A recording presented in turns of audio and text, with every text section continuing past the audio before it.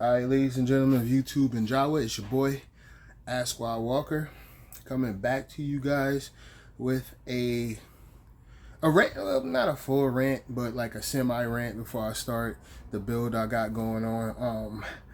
I know I look a little super scruffy. I gotta let this wolf out for like 3 more weeks before I get the fresh transformative haircut for Anime NYC. So I'm like, I don't mind looking like a caveman, but it's like I don't smell bad. So do whatever you may with that information. But yeah, let me put y'all on the sun. So it's a lot of budget baller peoples on the Jawa and on the internet that be converting these.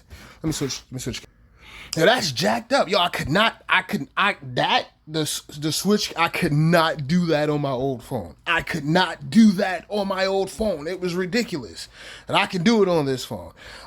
Shout outs to the Samsung Galaxy A54. It's probably one of the last phones that you can put your micro SD card in. That's actually a Samsung. So reason I ain't go to like one of the OnePlus phones, like, you know, the OnePlus phones, and I think like the Google Pixel, you could use a micro SD card, I think. But I got a lot of passwords stored on Samsung Pass, and I didn't want to have to write them shits down and remember them or anything like that. So that's why I stuck with the Galaxy. But yeah, anyway, these are these good old Dell Optiplex budget baller builds that, you know, people convert for gaming. Oh yeah, fun fact, this is one of them stupid shaped RX 580s, but this build ain't a sell. This is a build that I'm leaving in here for my niece and nephews when they want to come over, so they won't be bored. They'll actually have a computer to play. So I dremeled, that fit is dumb tight. I dremeled the plastic. I dremeled the back. I'm keeping this card, so it doesn't matter. Now, if I wanted to be extra fancy, I could have, hold on, let me show you guys. I could have cut this part right here. Hold up. Damn, that's a bad angle. Okay, you see right there? Yeah, right there. I could have cut that completely off to make it have more space, but I couldn't find my precision metal cutters, so I just said screw it. I sanded the plastic down though. You see right there? I'm keeping this card, so that's why I was like, it didn't matter. So I sanded this, I used my Dremel tool and sanded that down so it could fit in here. And it works. I tested it and everything. That shit works. That was some genius level ingenuity, because it was either that, like, I was gonna sell it on Jawa, but they don't take the RX 584 gig. The fucking bougie asses. They only take the 8 gig. So I'm like, not on their case, no, because I could have just posted it, but I didn't feel like playing the waiting game. I was like, yo, I can make this work. So I used my Dremel tool and sanded it down so it can fit in here. And I tested it and everything, it works. Even the RAM slots are tight like that, but if you've built on a newer motherboard where one side of the RAM slot don't even press down, it's like this already, and then only the other side actually presses down, you can still install your RAM sticks. You just would push these down, right? Then you would put it in from an angle and just push that in there, and then push it down from that and then lock it. Same logic. So that works. So yeah. I pulled that off. I got a RX, one of them weird shaped RX 580s in this fucking case. Now, most people would have took the metal cage off. I've seen like a lot of mods on the internet where cats would just take the whole metal cage off. I ain't feel like doing, like, I feel like taking off this whole, look, that shit is like welded on there. Like, I feel like taking off the whole metal hard drive cage, that's a shit ton of work. I watched a couple of videos when I seen some cats do that shit. That's a lot of work. That's like about 45 minutes to like an hour and 20 minutes of work. Whereas sanding down the back of this card And it's it's RX 480. So whereas dremeling down the back of that card took about 25 minutes tops, because I know when I know when to alternate between the speeds. I know when to use the fast speed. Now, mind you, when you use, I have a Dremel 200, so it only have two speeds: low, high, and off. Right. So when you got that shit on high, that shit is the vibrations. It's kind of hard to hold, it. So you gotta have some strength. Like you gotta be strong if you're not used to like how that shit vibrate, how that shit feel like it's vibrating when it go like and you gotta make sure you have the right tip. You gotta not the tip that looks like a blade, because if you try to sand that, if you try to use that tip with that, it'll probably break like that. The piece will break off, and you'll have to, if you ain't wearing safety goggles, you got to worry about that shit hitting your eye or something. It's like I'm not digging it out. Maybe some other time I'll show y'all. It's like a round stone piece. It's like a pink. It looks like a pink whetstone, right? But when you use the highest speed of it, it'll pretty much cut and melt the plastic down. It's that bit, and I use that, and I got this RX 480 in here. I'm talking about, and I don't gotta worry about this motherfucking sagging, cause I don't gotta worry about GPU sag. This shit is in here on a prayer. I had to take off the little Dell proprietary SATA thingy that's right here. Hold on, let me see if I get an angle. That Dell proprietary, right there, that black part, that Dell proprietary piece. I had to take that out, but it doesn't matter because I got the power supply that's going to go in here. Okay, yeah, that's another thing I want to tell you about. Okay, so, one hand, folks. All right, this is, okay, so it's this brand on Amazon called Pt.1, right? They make the budgiest of budget power supplies, especially and the fans aren't like people they get high reviews. They're the most affordable power supplies on there. And I know people be like, don't be cheap with your power supply. Absolutely right. Don't be cheap with your power supply. And when I mean cheap, I'm talking Temu cheap that don't even have a fucking name. Pt.1 is a brand in the actual PC universe. They are a reputable brand. They make cases, they make fans, they make power supplies. They've been around forever. They make the most, okay, they might not use Japanese capacitors and all that shit, but let me tell you a story about a big name called Thermaltake. I bought a 1,300 watt power supply with Japanese capacitors and all that bullshit. That shit worked for 5 days. Whereas the Pt.1 one, the semi-modular Pt.1 one that I was using the whole time, that one still works. I gave the one out, the ARGB, it's actually ARGB. The one, the Pt.1, the 1,000 watt Pt.1 that I used to have in my build, I gave that to my nephew. It still works. This kid got a 3060 Ti. He's going to upgrade his CPU to probably like an i7 11700K to complement that 3060 Ti with a 1,000 watt power supply. That shit still works.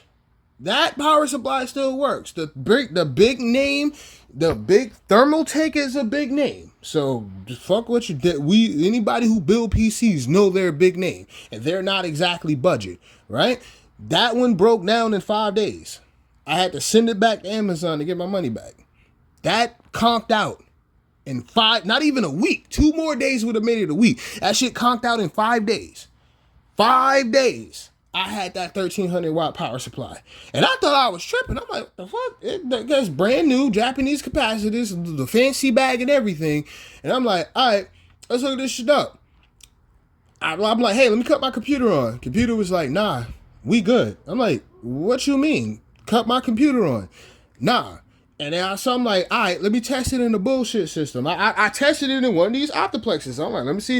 It didn't even power on the optiplex. I'm like, yo, I paid like close to $200 for this power supply with the Japanese capacitors, big brand and everything. That shit. And I know somebody gonna be like, well, that was probably just one bad one out the bunch. That's the point, that it was one bad one.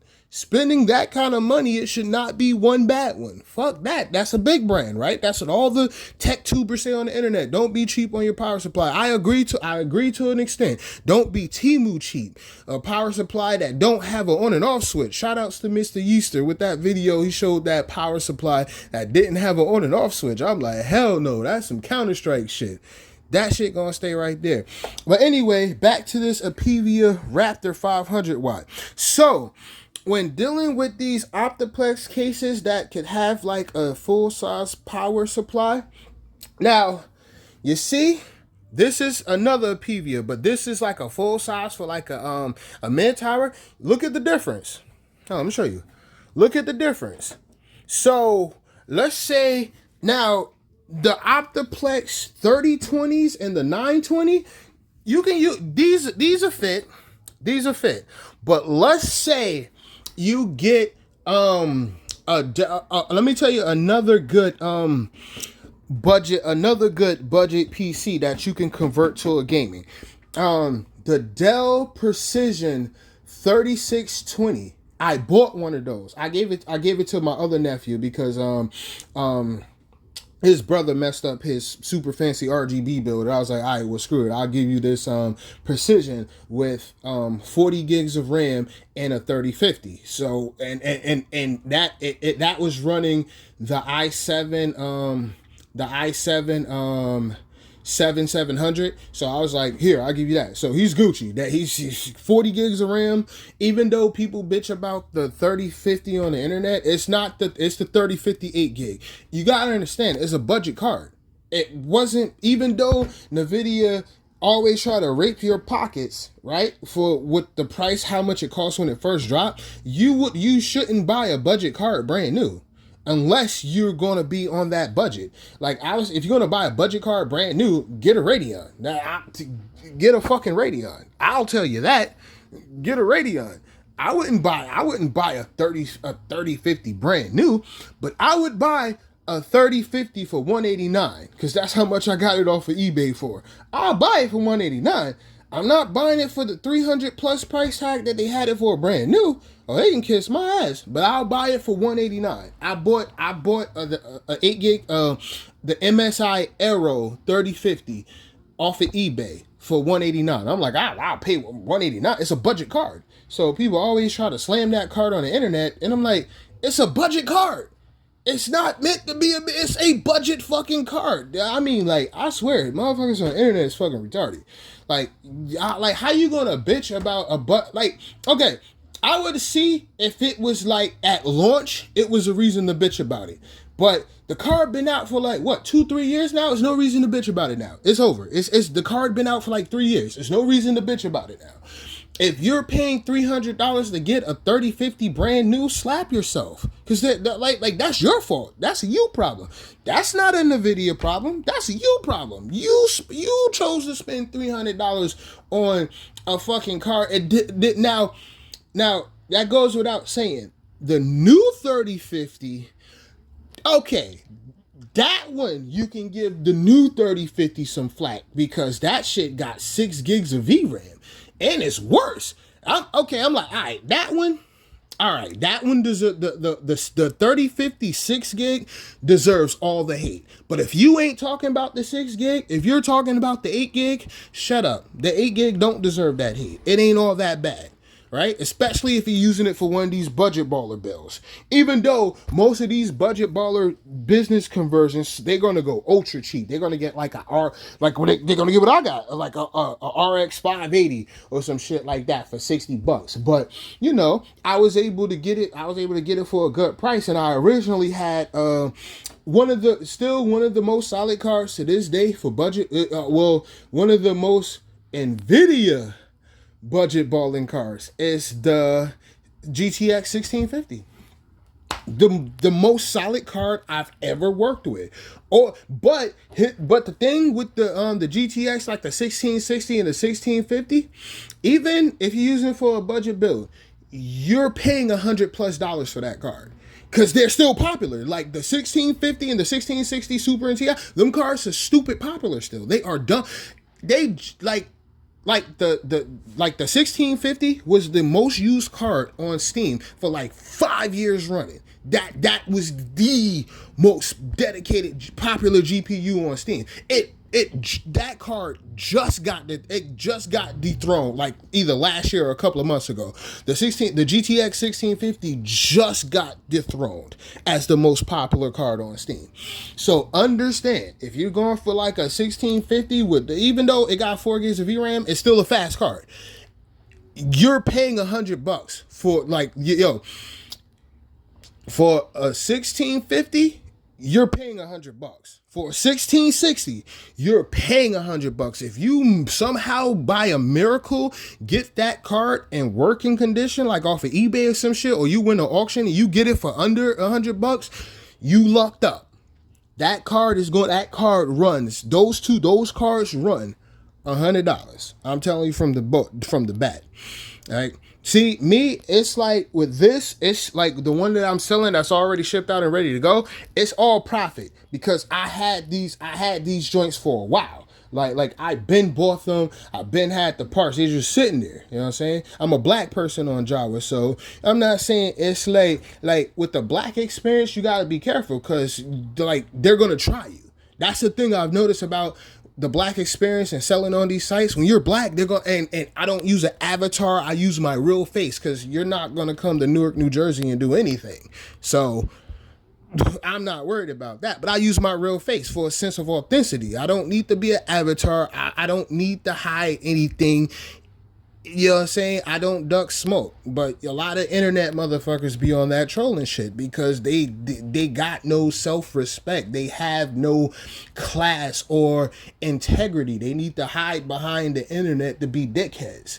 You know what I'm saying? That's the thing. With the internet, there's no repercussions. You're not going to get, no one's going to smack you in the face. But that's the thing. You're not going to be disrespectful in real life. So you're going to troll on the internet. I don't need to troll on the internet. What you see is what you get. Like I said in the opening sentence, you're not going to come to Newark, New Jersey and do any goddamn thing. So, hey, whatever floats your boat. So, but being a person of high integral value and not hiding behind the avatar and having my real face on the internet, motherfuckers are going to try you first. They're going to try you. That's what I don't like. They're going to try you. They're going to try to hit you with all the flim and all that shit. Whereas if they buy shit from Zach Tech Turf and Oz the Builder and all that, they're going to be on their best behavior. See, that's what I don't like. So I have to do mad extra stuff to be safe. Like I just sold a laptop on Jawa. I have my serial number documented. I have a video of what it is. I have all the proof. I have the fucking receipt. I bought that laptop from Micro Center, I think in either 2020 or 2021. I have the fucking receipt. So, please don't try to play no games with me. You know what I'm saying? So, that's the black experience though. That's how on guard I have. That's how on guard I have to be. Because the motherfuckers are trying to think shit is sweet, but they won't try Zach Text Turf. They won't try OZ Budget Guy. They won't try. I forgot the Asian dude who be on Jawa, but they won't try them. That's the part that pisses me off. So, yeah, I always have to be on defense mode just in case I gotta backhand somebody. But anyway. So the Dell Precision 3620 is, I think those are better than these Optiplexes simply because you can use DDR4 RAM. They have a way better processor socket. You can use I say the best processor for that is the i7 7700. So I had one of those builds, right? But to make one of these power supplies fit, it's like you know those Optiplexes or like those Dell business builds that have the hand. Okay, so this is the side door, right? Now those business that got the handle, like the handle will be right here. You got a handle and slide it off. It's a mechanism for that. So to make one of these power supplies fit, you have to take that whole mechanism off. And when you take that mechanism off, you can't really keep the side panel closed without doing some Home Depot level ingenuity. So what I did, I used like a thin layer of double-sided tape on like the edges, and then I used I gave it to my nephew, so I had to make it. And like my other nephew, he's young, so he likes to like touch stuff. So I had to make it like well, he ain't a toddler no more. He's like 7. So, but I had to make it resistant so he couldn't open it. So I used the zip tie like right here, and I zip tied it closed. So if I need to fix something for him or need to work on it, he just brings it over, or I go over there, I cut the zip tie, and I can work on it. So that's easy. But let's say, but I couldn't. I was originally going to sell it on Jawa as a higher end budget build, but I thought about it. I'm like, I can't sell this on Jawa because I have to be. Even though I don't like people, I do have to be understanding. I'm like, I can't sell this to somebody and be mad if they complain about it because they want it to be the way they would buy it. So I'm like, I get that. So that's why I gave that to my nephew instead of selling it on Jawa. I'm like, all right, cool. That I understand. I'm understanding. So I'm like, all right, cool. I know I can't sell this on Jawa, so I get that to my nephew. But to avoid you guys from making that same mistake from having to take that mechanism off, get this power supply. Now, this is the Pt.1 is obviously a budget one, which is it's a good choice. MSI makes a power supply that's small like this. I used it for when because I did a couple of these little budget Optiplex bills. I sold one to one of my coworkers at work, and I bought the MSI 500 watt mag. It's called the MSI mag something, but it's a small power supply like that. The 500 watt of the mag of the MSI one costs $60. And it's small like that. It's not, see, compared to like a full size, it's small. The MSI one is about this size. I didn't know I didn't know, my favorite budget brand. I didn't know they made one that small until I looked on Amazon and I was looking at the dimensions and I seen it's called the Apivia Raptor Power. And I'm like, oh, this is the box for it. It's called the Apivia Raptor Power, and it's smaller. So I said, man, I wish I would have known. I would have bought. I'm like, and it's like, I think I spent $27 for this power supply. So that was like about 27 out of 60. I'll say that was like, probably like 40%, maybe a little more, 40% cheaper than the MSI one. But my coworker, when I'm leaving work, because he comes in the morning. So when I'm leaving work, I ask him, I'm like, yo, how's your computer holding up? He's like, be like, yo, overnight, dude, love it. So the power supply that I use in his Optiplex, I bought the MSI Mag one. It's small like that, so you don't have to worry about. The point is, you don't have to worry about taking that mechanism off. That power supply will fit in there because it's like the same size. It's the same size as the Dell power supply. The 300 watt that you're definitely going to take out. It's the same size. So you don't have to worry about breaking that mechanism off for the Optiplex joints that got the handle there. You won't have to worry about breaking that having to not breaking, because you can easily take it off, but you won't have to worry about taking off that mechanism to get the power supply to fit. You could just use one of these, either this one or like the $60 MSI mag one, depending on what you want to do. You wouldn't need more than 500 watts in here because you ain't putting no 3060 or no shit in here. You're gonna probably, more than likely, I would say if you're gonna do like if you're gonna go with the Dell Precision 3626, you're gonna go with the Precision. A 3050 is perfect. If you want to be a little more newer, if you're going to go with, everybody goes with Radeon for budget. If you're going to go with a Radeon, probably like, you can actually get like a 6600. You can slap a 6600 in there and call it a day. The reason I went with an 8 gig 3050 because it was one of the upgrades that I gave my other nephew. So he was using it for a while, and then he graduated. I said, I'll hook you up with a GPU. So I got him a 3060 Ti. So I got him a 3060 Ti, and I took the 3050 back, and I ended up I was gonna make a Dell Precision build, but as I said earlier, I got rid of I had to get rid of the mechanism to fit that size power supply in, so I couldn't fully close it without Home Depot level hacks. So I just said screw it. I gave that to my other nephew, and I'm like, all right, I'm about to build something else. So there you go. So yeah, free promo. A PVA Raptor Power Series. If you're going with these budget builds, these Optiplex conversions, it's a $27 power supply. And if you use it, oh, and also some Optiplexes have that same side panel door. Like if I recall, the Optiplex 7010 and the Optiplex 7020, those have more RAM slots. They still use DDR3, but those motherboards have 4 RAM slots. But most of those side things, those side doors, is a door. It's not like a slide off panel. It got that handle in there. So if in any of the ones that have that handle have that plastic mechanism at the top, so to put aside that power supply in, you would have to take that mechanism off. So now that I know about these, I'm putting y'all on. Now that I know about these, you don't have to take that mechanism off anymore. You could just, this power supply will fit without you having to take that mechanism.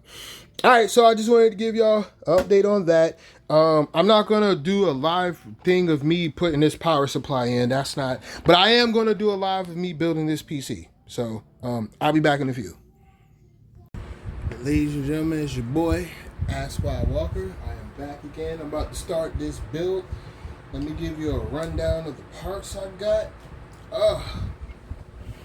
Okay, that's a pretty good angle. I'll move it over when I start. Okay, we got a Cooler Master Hyper 212 Spectrum V3 ARGB air cooler. Those air coolers made a sneaky I ain't gonna say a sneaky comeback.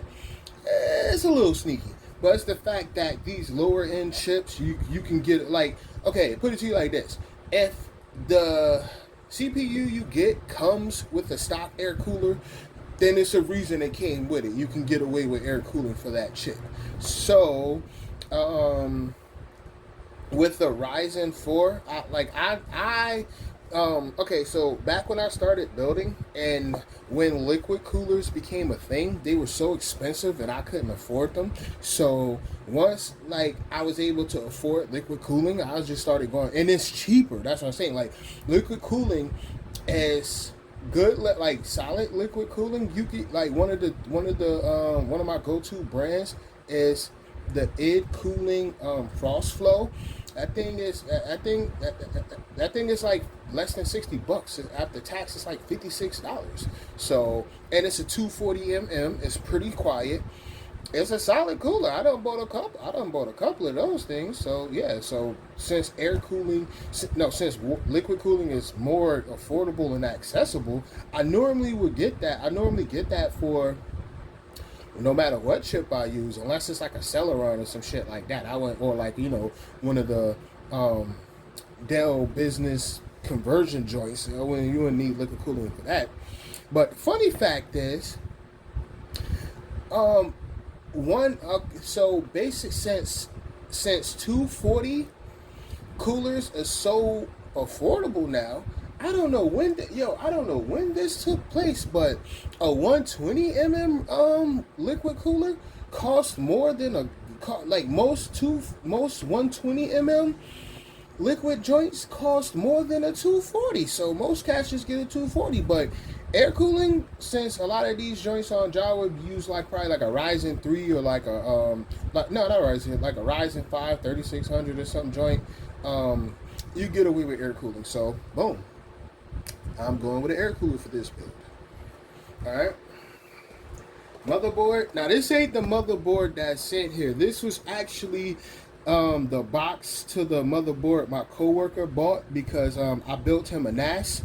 Anyone who don't know what a NAS is, it means network attached storage. So think of it as having your own personal network attached home server that you can access from anywhere. Especially if you build it yourself. Like, you can buy a pre-built NAS with like a NAS level motherboard, or you can build like one from a low-end PC. But if you're gonna go the low-end PC route, make sure it's a solid motherboard. That's what I'm saying. A lot of people could go with like a i3 or some silly shit like that, and you could, but depending on the socket, those motherboards are harder to Those motherboards are harder to get now. So that's why I prefer, I told my coworker, I said go with AMD. Because you can get this motherboard right here, B450M, $60 off of Amazon. You can get it cheaper. Like it's like you can get this motherboard way cheaper. If Micro Center have some, they go like about $60, $54 open box, or you could get one used off of eBay. Now, and these AM4 motherboards are really fucking durable. I mean, these things are exceedingly durable. So so the motherboard, this box is not the motherboard that's in here. The motherboard that's in here, let's open this thing. We're about to get started. Oh yeah, so most with air cooling, you got to use the AMD back brace. Well, actually, some liquid coolers too, like the Frost Flow that I use. If you got the AMD back brace, you Gucci. I'm thinking about putting a sound card in this build, so I think I might put the sound card in there. So sound card. I'm a fan of these. I love external sound cards. I got like the one of the main manufacturers that still make these is Creative. The Sound Blaster joints, Creative are the few people that still make external internal sound cards for PCI.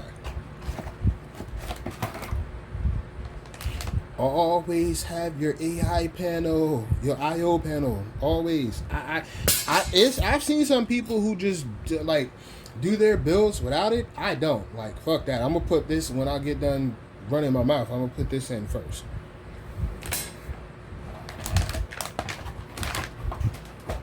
Okay, so this is the actual motherboard. Hold on, let me get down here. Oh, I'm old. All right. So, this is the motherboard that's actually in here. It is a MSI A520M Pro with...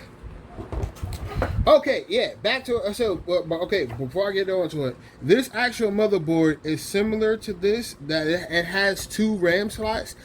This is the type of board you want for a NAS. You don't need 4 RAM slots.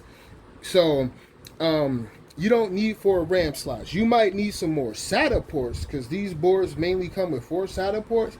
But to compensate for that, you can get PCIe SATA cards and add as many SATA ports as you want. That's why I recommend, if you're going to build a NAS, you go with one of these AMD motherboards, because you can easily get a processor. They're cheap.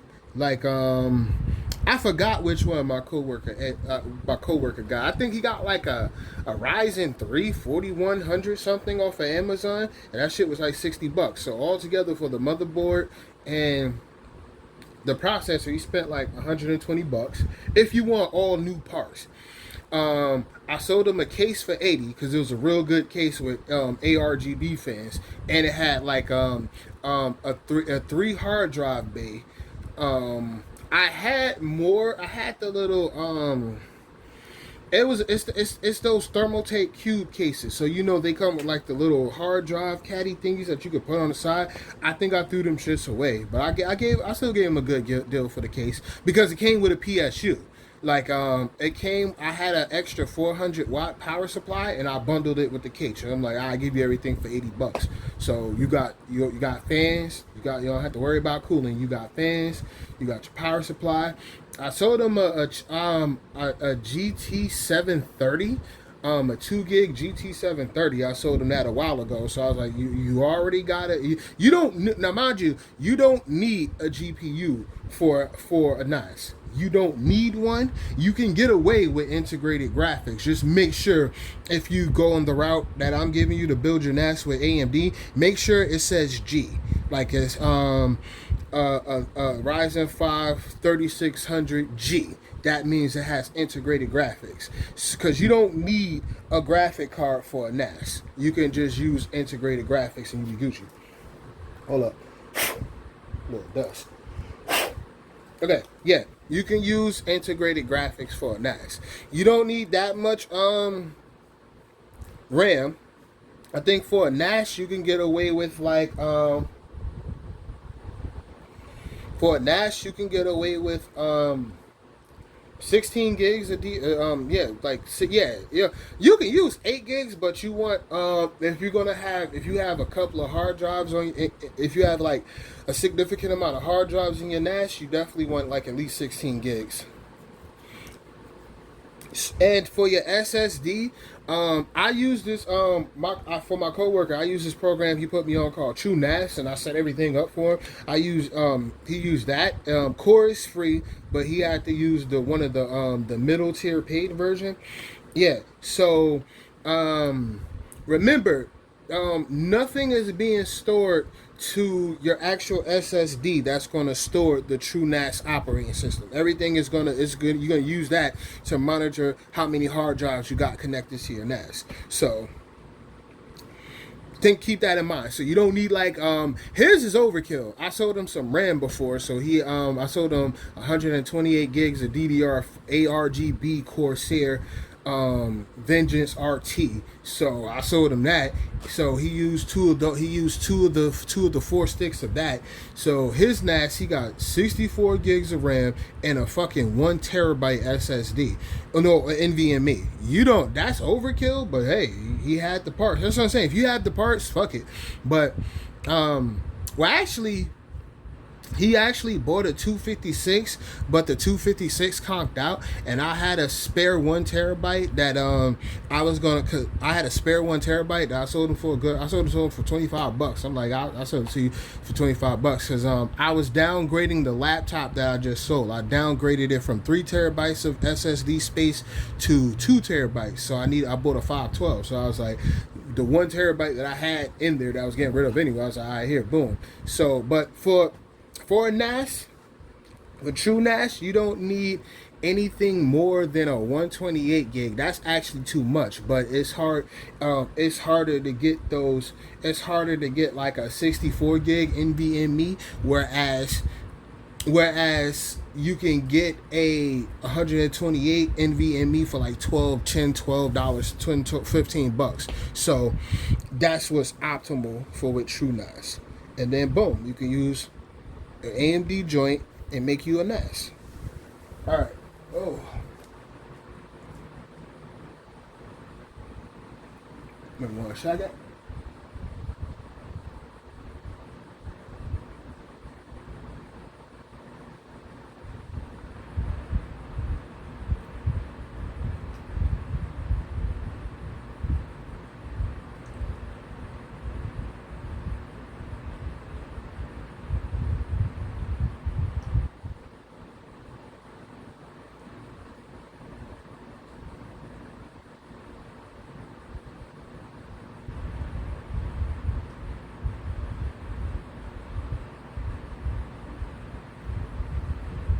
I drink some water.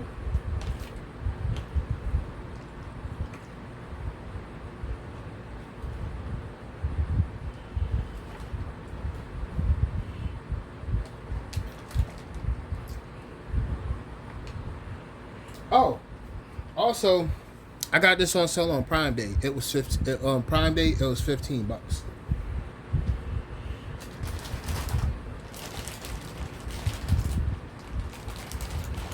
And in this build, since I'm gonna have it as a semi-budget build, the graphic card that I just passionately was talking about, it is the Asus Tough Gaming GeForce GTX 1650. I think it's still in the top 3 most used GPUs on Steam. So, play Fortnite. You can play most esports stuff, no problem. Well, all esports stuff, no problem. You can play leagues. You can you can play leagues. You can play Apex, the Fortnite, the Warzone. You can play Warzone probably. I think the laptop, my former laptop that I just sold, I was playing Warzone. I think I had everything on high. But Warzone uses a lot of VRAM. That's the thing. So for Warzone, you at least want to have, so you won't use up all your VRAM. You definitely want to have an 8 gig. You definitely want something with 8 gig. You probably could get away with a 1660 Super or 1660 or 1660 Ti. you get away with having 6 gigs. You'll have 2 left over. But I remember when I was playing on my laptop that had the 1650, I cranked everything up and it used all 4 gigs of the VRAM. So I would say for this, you could play Warzone on medium with this. But anything else, I'm gonna do a benchmark. I'm gonna do a benchmark. So, boom, this is the GPU we going with. Oh, we are going with a 512. Okay, so I think this is a 512 NVMe that I pulled from. Okay, yeah. This is the 512 NVMe that I pulled from that Dell Precision that I gave my nephew, because his former build, his old build, his parts was good. So his NVMe was good. So basically, I transferred his NVMe from his motherboard and put it into Precision, and then just did all the updates and everything, and like put and installed all the correct drivers for that motherboard and everything, and that worked perfectly. So that's all I did. So this was the NVMe, the 512 that the eBay seller included. He was cool. He hooked me up with that. He had he had 8 gigs of RAM. I thought it was like one 8 gig stick, but I didn't know they made 4 gig sticks of DDR4. So I'm like, oh shit. So he had 2 4 gig sticks of DDR4, and I added my nephew's the ARGB RAM he had. I bought him some X Power, Silicon Power, the X Power joints. So it got the little vibrant RGB joints on them. So I took his RAM and just put it in that Precision. He's Gucci. So yeah. So all together with this build, combined 1 terabyte of space, you got 512 NVMe, 512 SATA SSD, and you can add more yourself.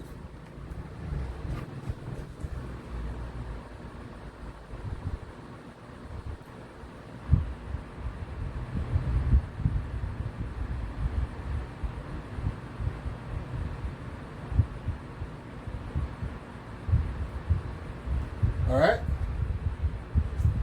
Last but not least, another Amazon budget brand, Fan Zhang, some Chinese joint, but these are pretty good. They make SSDs too, and their SSDs that they make are pretty good in their budget. So I got this on sale for Prime Day. These are the 32 gig DDR4 3600s. And they have when I was checking the joints, they have they got the what's that, the Intel over, they got both. They got the Intel XMP, and they got the AMD Expo, and that really shocked me, because I was like, oh man, these Chinese brand got this joint? Apparently they do. So from what I read, but still 30. So this is 2 16 gig sticks, right? This has 2 RAM slots. I'm the type of person, even if it was one with the 4 RAM slots, I would sacrifice air cooling and use an AIO if it meant I can use all 4 RAM sticks. All 4 RAM slots. That's me. Other builders don't do that. They do the dual channeled mode. Not me. If it has 4 RAM slots, it's gonna be 4 sticks of RAM in there. Whereas you could get one of these builds right here that only have 2 RAM slots. Still maximize the RAM, 32 gigs. And that's still 16 gigs more than what a lot of the Jawa sellers give you, because they give you bare minimum. Even though if you're just strictly gaming, that's all you really need.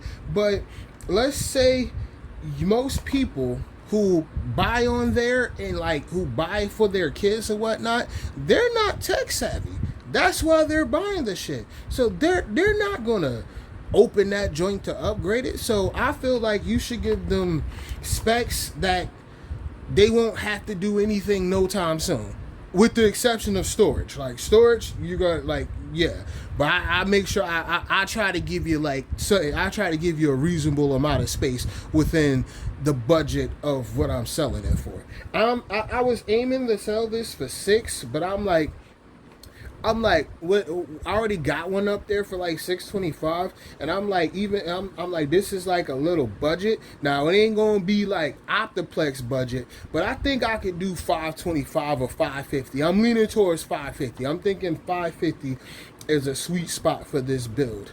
Even with Ryzen 5 4500, a 16, because Nvidia pairs well with AMD, surprisingly. So with a GTX 1650, Ryzen 5 4500, which is the lower end joint, that's locked to PCIe 3.0. That's perfect for a GTX 1650. 32 gigs of RAM. 32 gigs of RAM. And all of the RGB you could ever want and all that, I think 550 is a fair price. I might do 525. We'll see. We'll see the reception it gets. All right. And okay, good old Apevia brand power supply. This one is a Essence Power 700 watts. So with a 700 watt already in here, with a 700 watt PSU, you can upgrade it. Now your upgrade path is Gucci for the AM4. The BIOS is already updated. Your upgrade path for this is phenomenal. You got 700 watts, so you can get a better graphic card down the line, get a better chip. Good, but upon getting a better chip, like once you go past like the Ryzen 7, once you go past like something like out, me personally, if to stay on the Ryzen upgrade path, I don't think you should get. Let's say you got like a Ryzen 5 5600X. I personally don't think you should use air cooling with it. I'm thinking from there, since you're gonna want to tinker around with the overclocking to get better speeds and / better performance, I think once you go there, like once you go to AM4 Ryzen 5000, I'm thinking from there, that's when you're gonna want an AIO. I'm thinking from there you're gonna. In this case, you have enough room for an AIO. In the front, you can have up to a 360 AIO. So, or if you want to be fancy, no, I don't think you can put a 120. So yeah, you could probably. So in the front, you could go with a 240 or a 360 Oh yeah. So I already had the power supply from a previous build, so I don't have to worry about that. And it's semi-modular, so I'll just put, only the stuff you need. Oh. All right. So I'm thinking I'm going to put, I haven't used, bear with me, I can't tell you how long it's been since I used the air cooler. Well, actually, I could. When I did the NAS for my coworker, he used the stock cooler that came with it. So that was probably like a month or two ago. So that was the last time I used air cooler. But I can't tell you the time I used fancy air cooling. It's pretty fancy.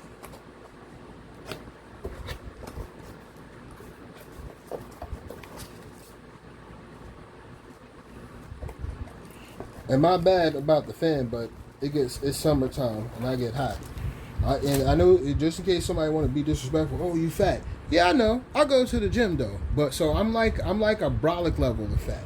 So I'm fine with that. I don't want to be skinny, because when it comes to matters of conflict and confrontation, nobody takes skinny people seriously. So fuck all that.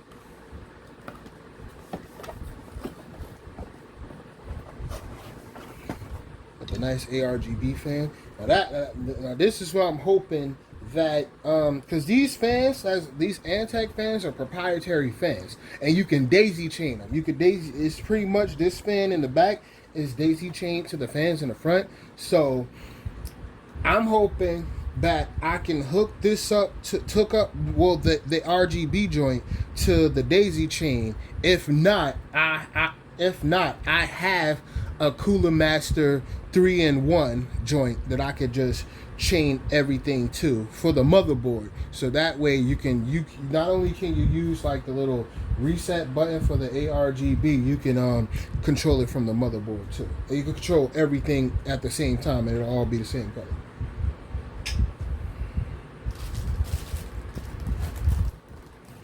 Alright, let's take this chunky boy out.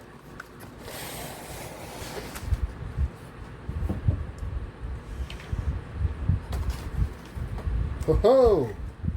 Air cooling. Ooh!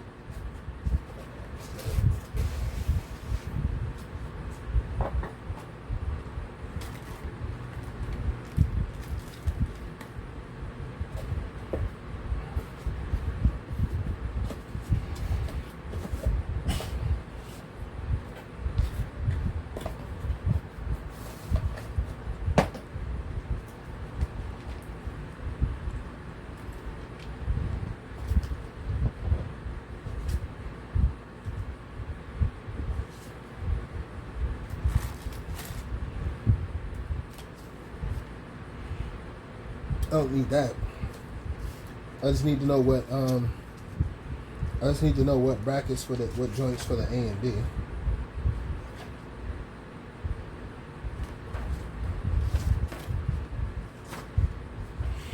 Okay, those are already removed. Okay, it looks like the ones that look kind of straight almost. All right. So it looks like these. Yeah, these right here are the A and B joints. Yep, those are them. These are the fan bracket thingies. They give you spares. So just in case you put, I guess if they break or something, or you want to put another fan on the other side.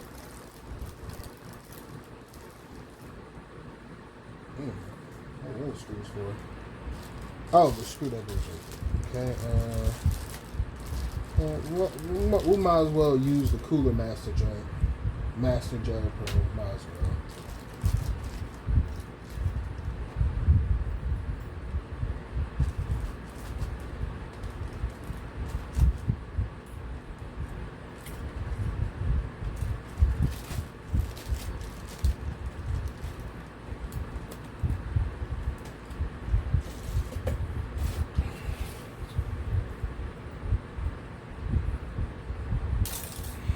Alright, where's my screwdriver?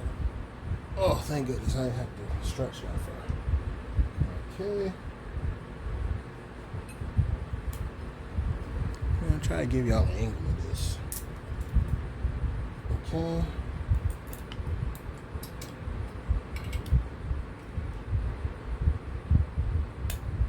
Alright, which way these shits go?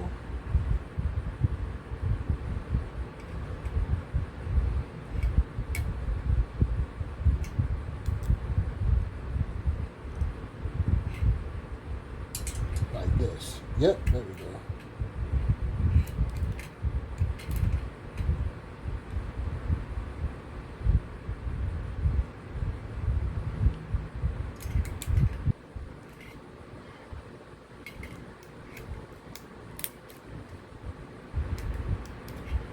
Alright, might as well lift this up. Come on. So that way, okay. Oh yeah, it goes like that because it's perfectly grooved. Okay. Oh, come on, dog. All right, that right there real quick.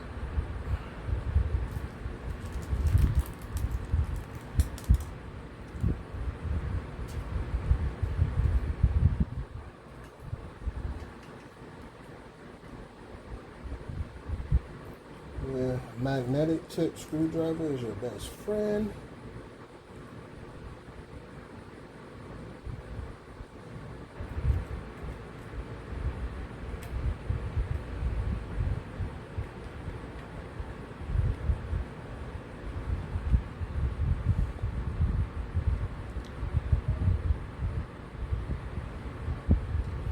Yep, it goes in from the bottom.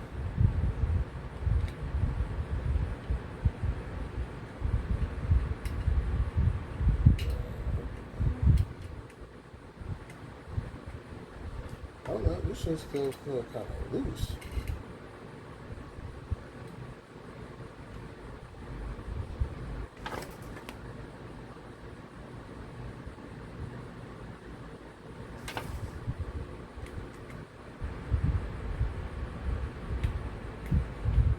Now, hold up, I think it's some screws missing because I don't think these shit's supposed to slide like that. Hold up. These are the only two screws I saw. Maybe look at it again. Oh no, that was it. Those are screws. Okay.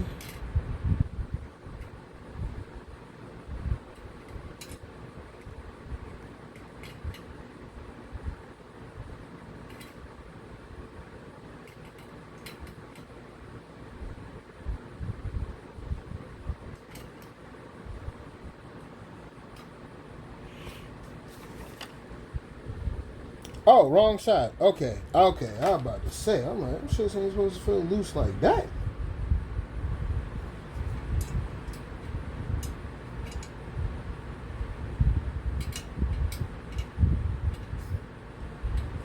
Okay, and they go outer like that. Okay.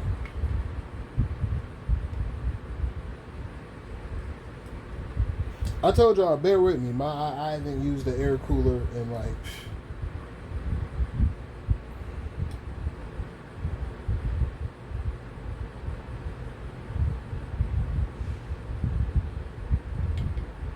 Yep, that's how nice and snug. You don't gotta over tighten either.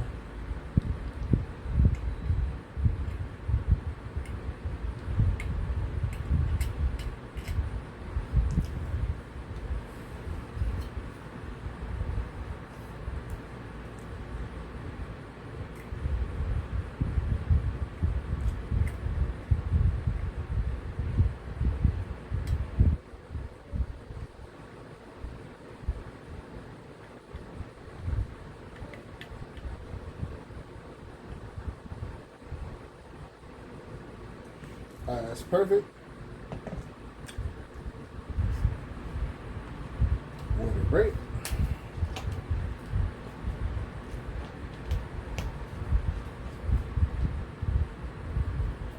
Alright, this is how you'll know it's correct, if it's correct or not. You grab the AMD back plate.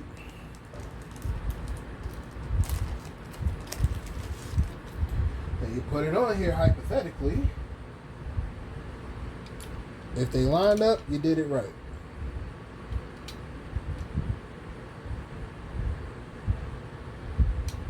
Yep, they lined up.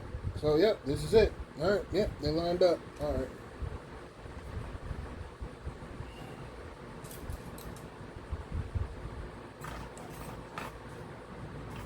Okay, there's two of those.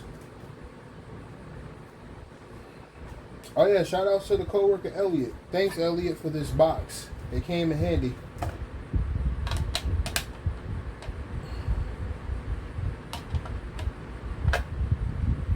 Okay.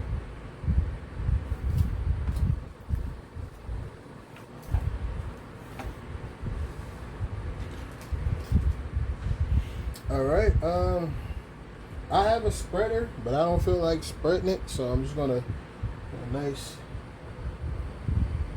mount.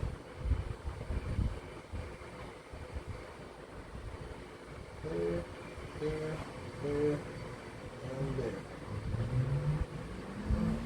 Dab there. Dabbing on them like usual. Alright, there we go.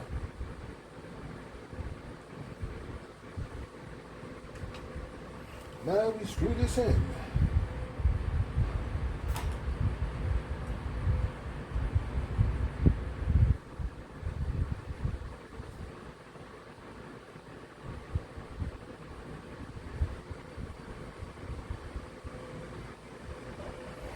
Okay.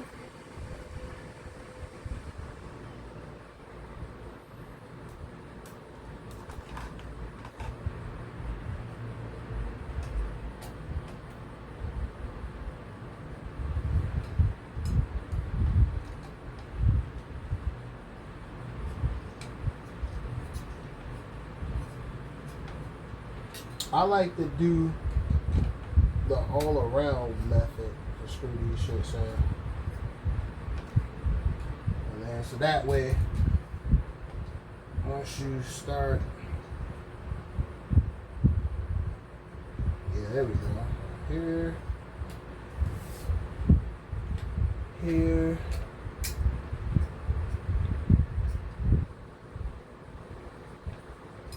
down here.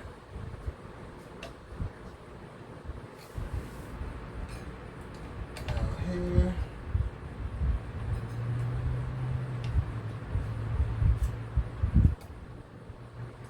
now here,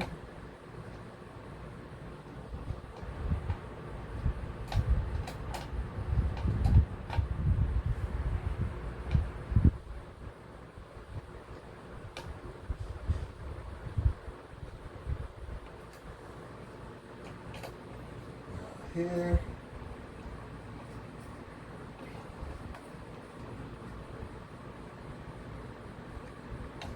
Here,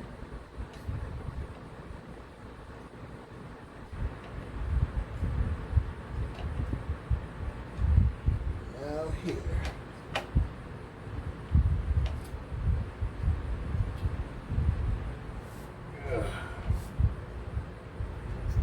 Hold up, let me live.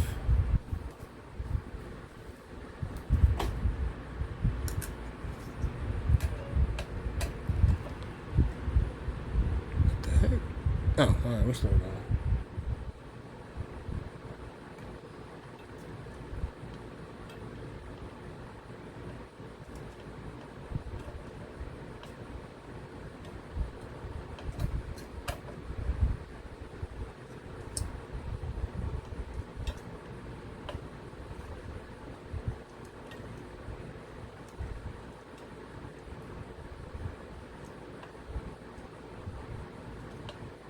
Alright, there we go. We in there. Alright, I had to give it some muscle because it was hard for me to screw that in like that. You gotta make sure it's all screwed in evenly.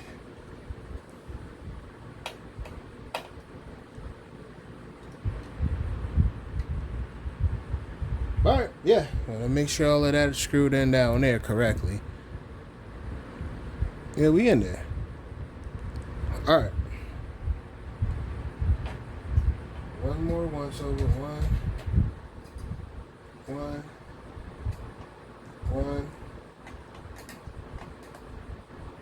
Alright, there we go.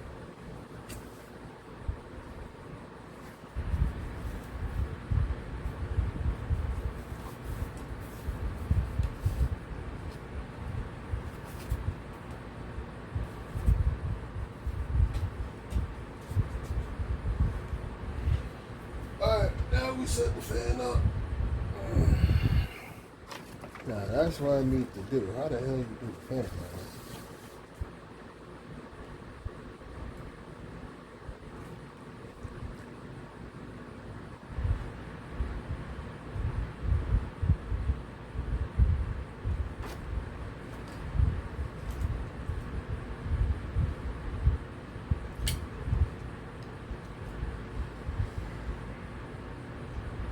I think these shits go like here.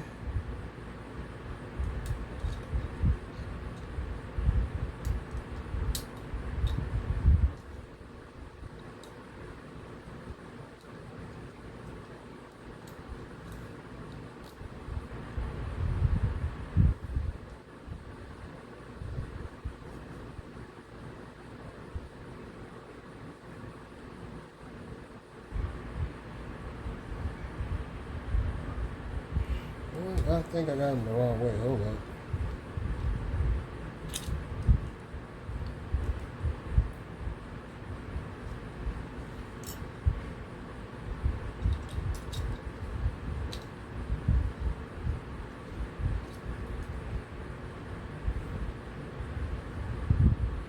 Okay.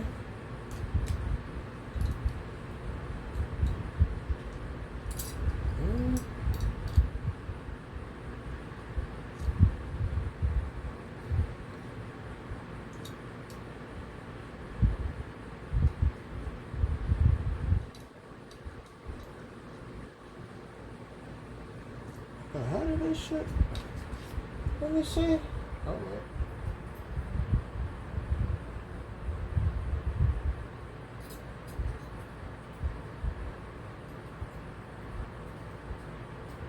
Oh, okay, I got it. Okay, I got it. Okay. So I had it right the first time.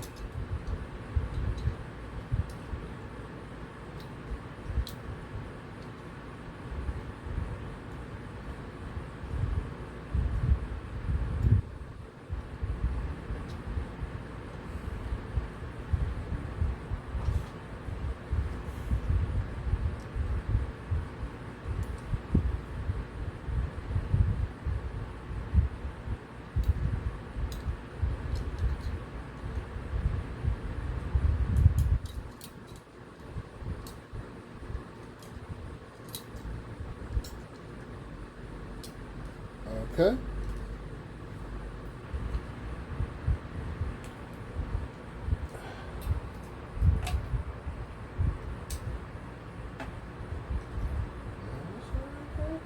Oh no. Okay. Okay. It goes in the back thingy. Okay. My bad.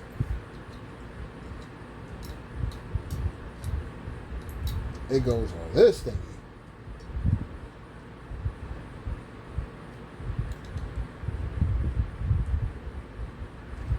That's where it goes. Okay.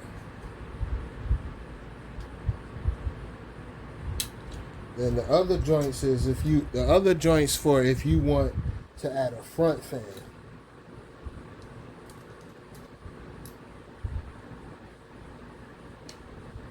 Okay.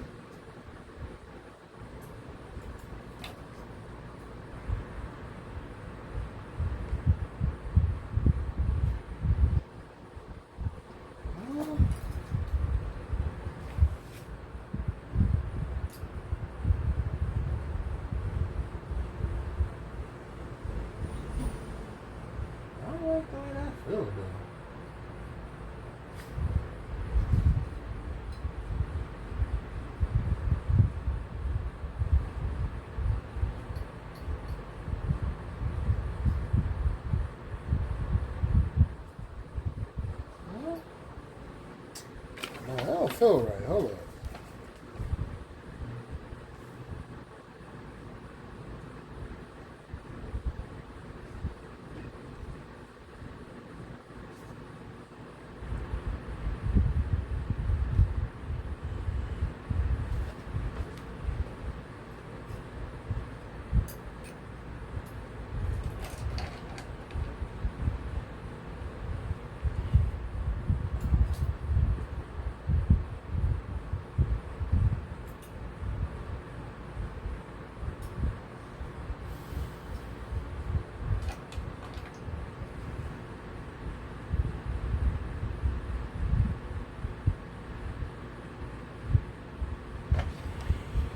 Ugh.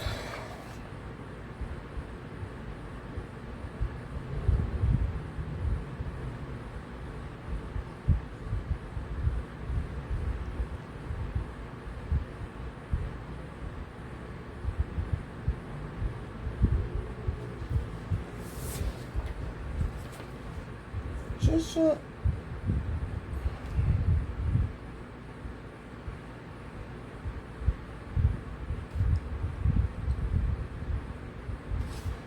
cause this joint look. Oh man, my bad, y'all. I told you I haven't did an air cooler in a while. This joint look like it don't. It look like it's through the. Hold on.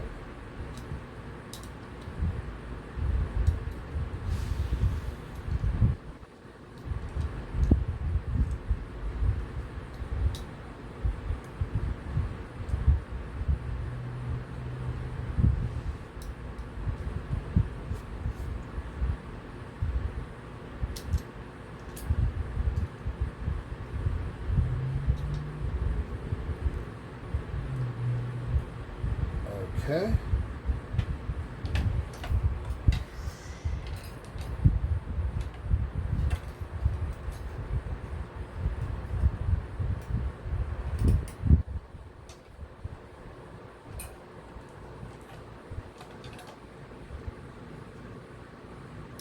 Hold on.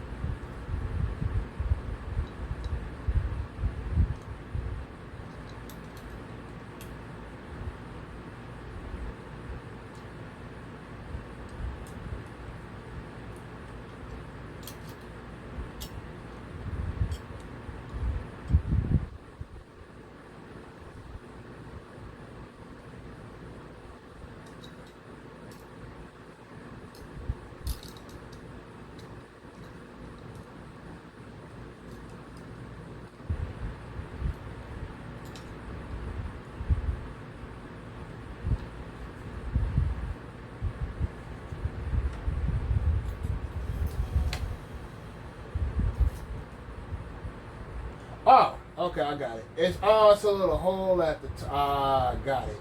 You push it in there.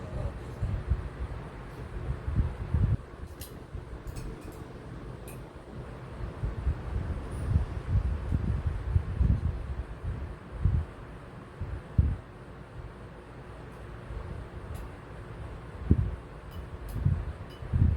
See the little hole thingy right there. How do I get that shit in there?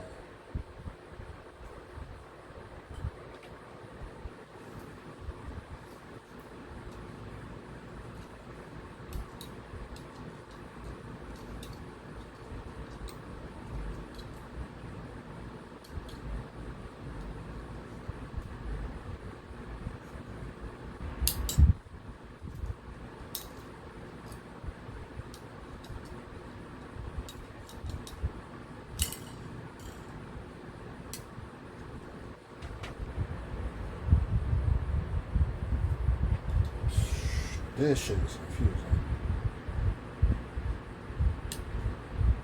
Oh, y'all gonna have fun in the comment section with this. Woo.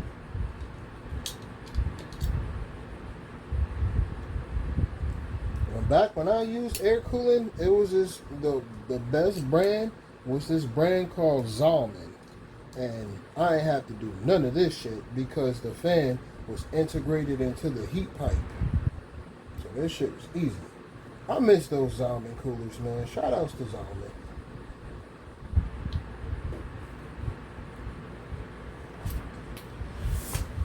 Oh.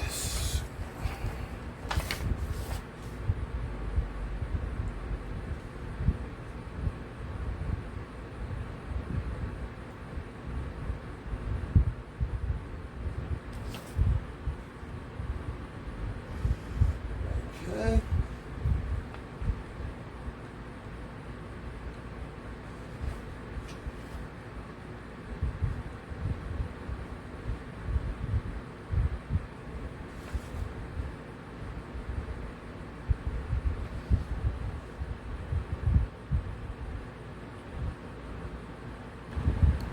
All right, I figured it out.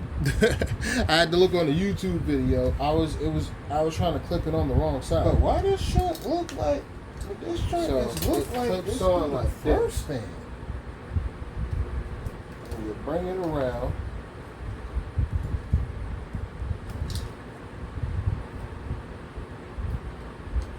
And then you clip this side inside of there, and then boom, you're on there.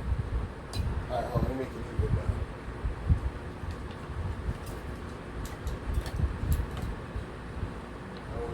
Right, there you go.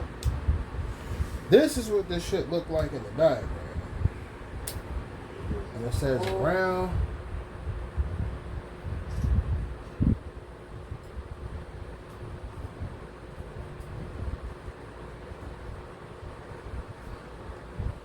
This ain't it. Sure. There we go. Spin the motherboard around. Alright, I'm in there. This side. Ooh, that was hard. How you know I use air cooler in a minute? Yeah, make sure it's, there we go. There we go.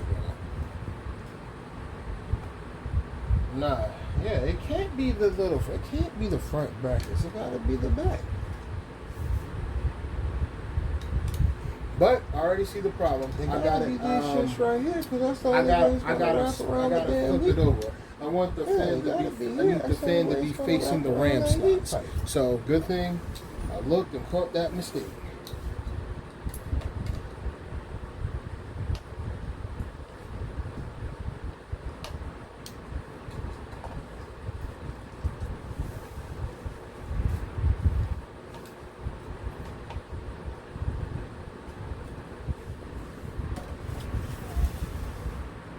Yeah, nah, this is the fuck. This is how I know how to put it on. Alright. You want the fan to be facing the ram slots. Yep. Oh, hold on, can I do that on either side? Oh, yeah. Ooh, let's see. This is...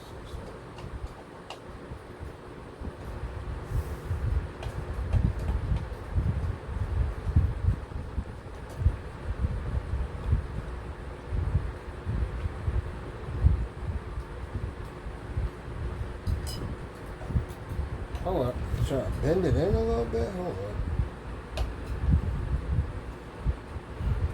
Bend these in to keep it shut.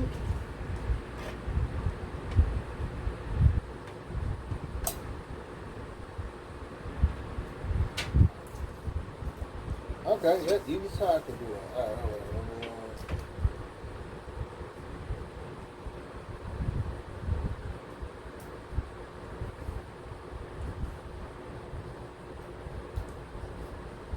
There we go.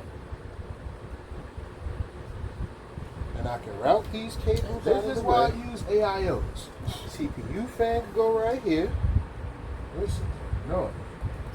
Woo! And they could slide loosen up the ARGB right just in case I have to use my splitter. Whew, my bad. That was kind of tough, yo. I told you I had to. All right, hold on. I'm gonna take a break. Go ahead, break. But let me look on social media. Give me a second. Pause.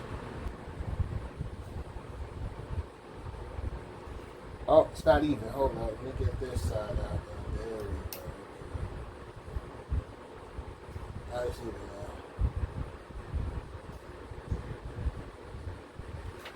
now. Now, let's make sure our RAM sticks fit. That was my gripe about the air cooler. I had to get something that I can use in my RAM sticks to fit.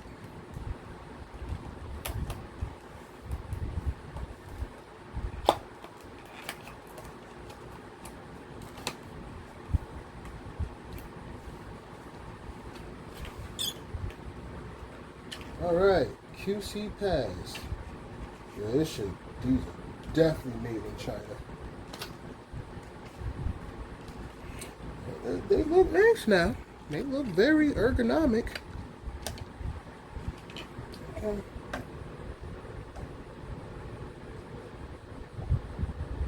Oh, I can put my RAM sticks in. That's the important part.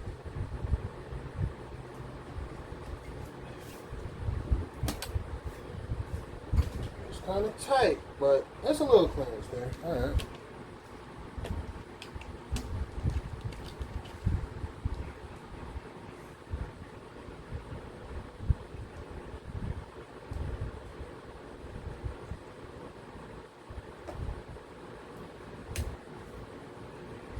We in there, folks. And that's the most important thing, would be able to put my ram sticks in. Because if I would have got like the rip jaws, the G skills. Well, with this cooler, I could have used them. But with, like, let's say you use the one of my favorite air coolers is the one that I bought for my build that I never used. Well, I didn't buy it.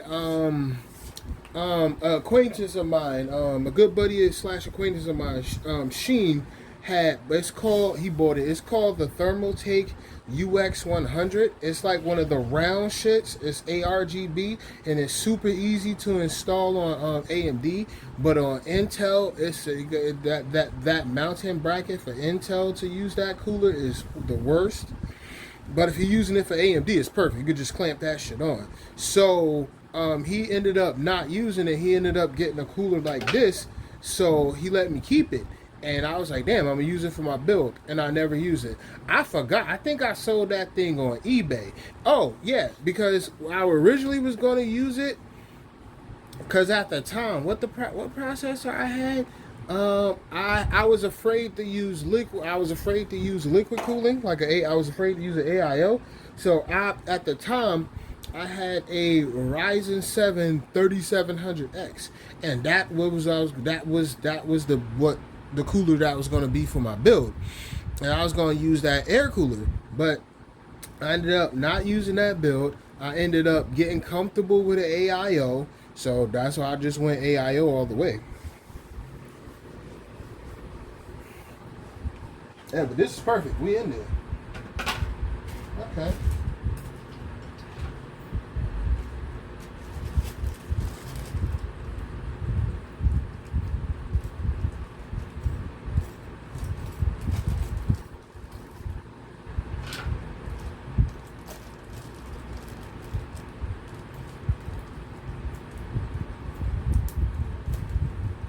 All right. Motherboard is ready. Let's move that to the side and get, do I have enough room to put the screws in?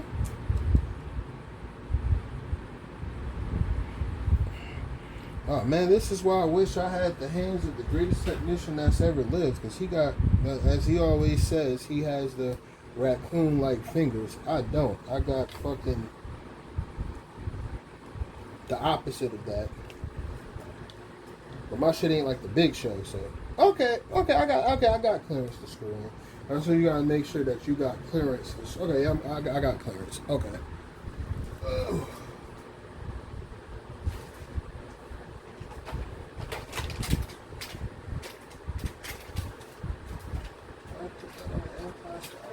Well, you know what? Let's mount the SSD too. We're about to open the side.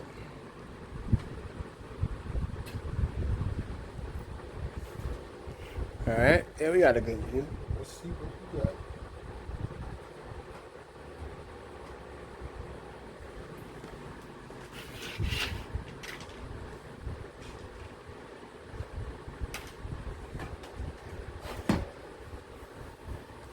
Okay.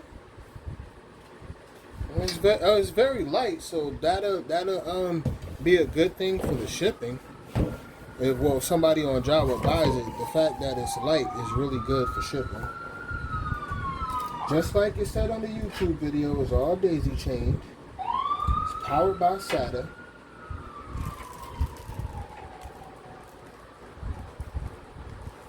I like to use these twist ties for cable management too.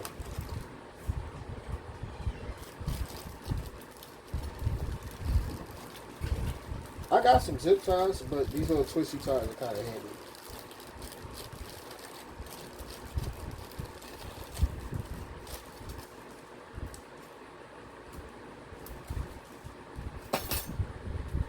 Yep, here we go. Yep, just like I said, all of the fans are daisy chained together and they're powered by SATA.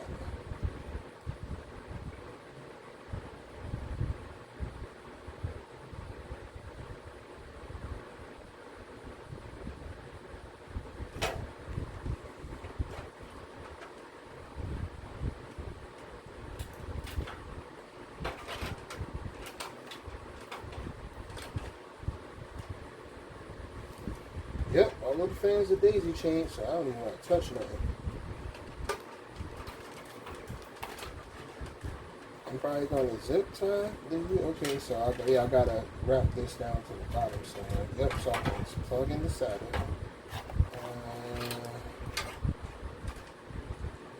I can stash this in here because these fans are hard to buy.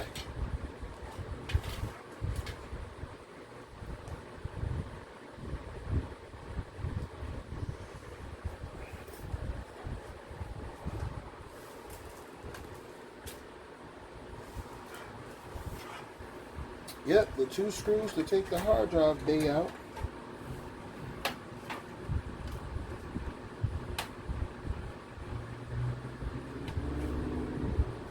Oh, okay, hold up. I'm not trying to strip this screw. I'm gonna try to do this. Yeah, I'll be back. Hold up, I gotta get my little screwdriver.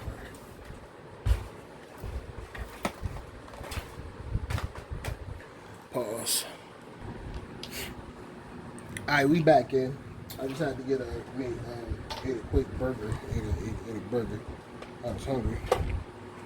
Alright, we got the good screwdriver. Let me see if I get that better. Oh yeah, that's good. Okay. Now we about to put the SATA SSD in.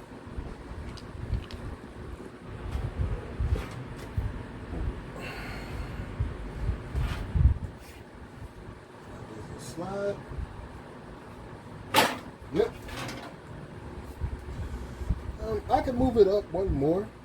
That's what I'm gonna do because the SATA cable and everything will reach, so I'll just move it up. You can move it up 2 spaces to give the power supply and the wires more room. So I'm gonna move this up one more after I mount the SSD.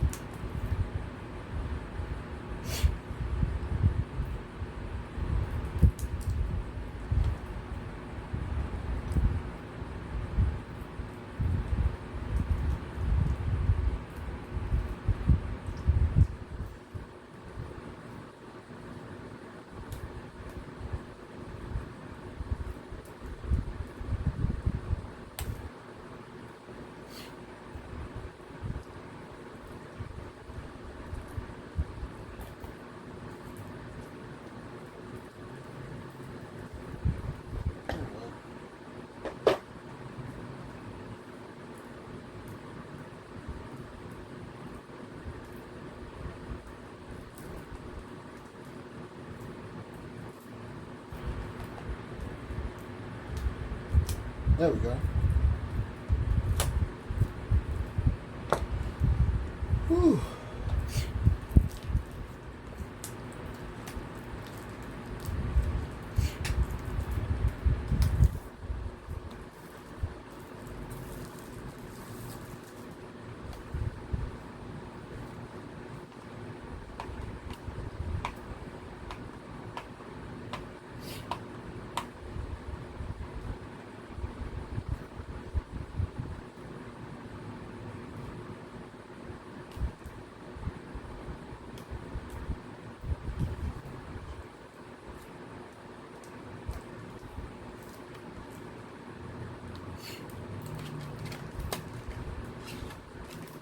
Yeah. Whew. Okay. SSD time. Alright, so question is, did I bring screws, which I think I did. Oh yes, I did.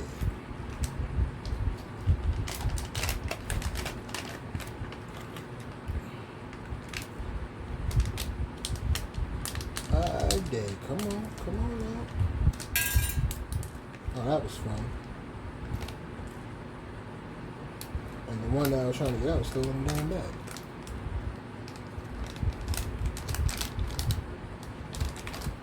Got it. Okay.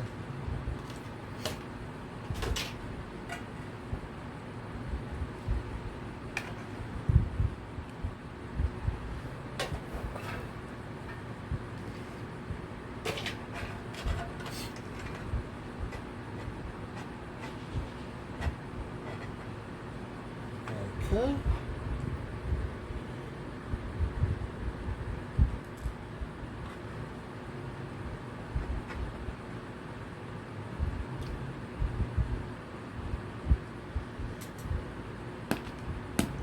Magnetic tip.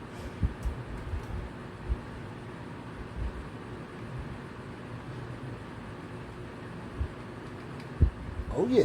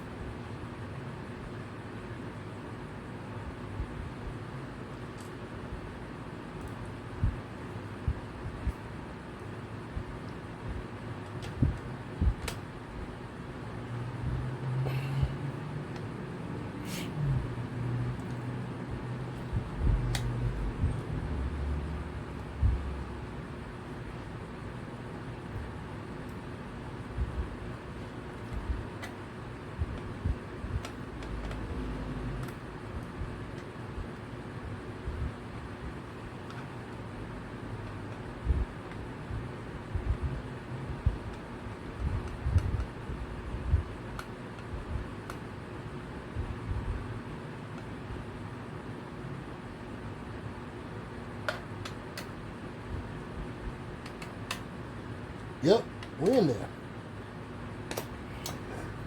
All right, now we're gonna slide this down one.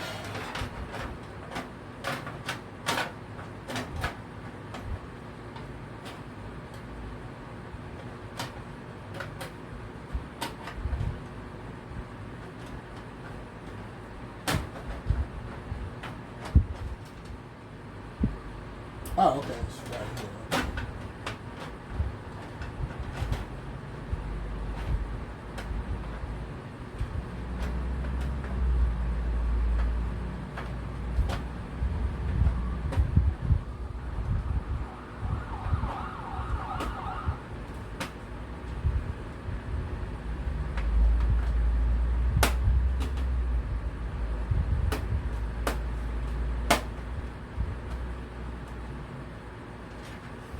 Oh, you got a slid in there. Okay. Okay. I just moved it down one more.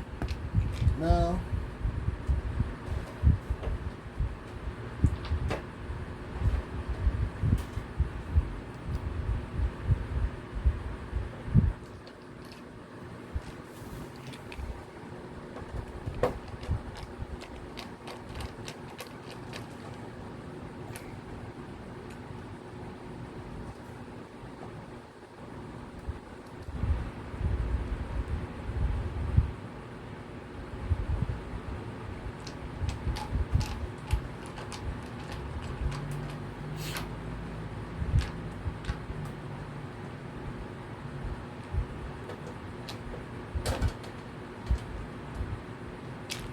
there we go. All right.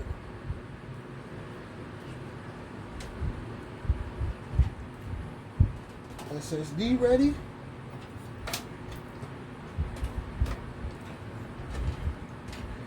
This is what I was worried about. Fuck. Oh, I'm prepared. I have a 3-in-1 joint, so I might could leave this tied up here. I might could leave that up there, and then I'll just neatly route my 3-in-1 joint, and then that way I can have it plugged in. I can use the ARGB on the motherboard.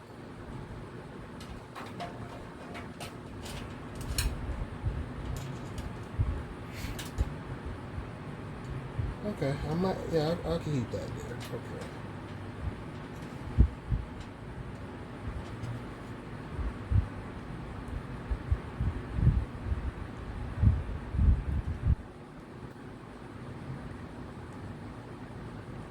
And I got tons of SATA cables, so I just grabbed one of my SATA cables. Okay.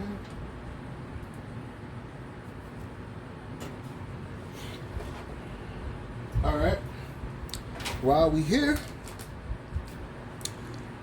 I/O shield, and then power supply.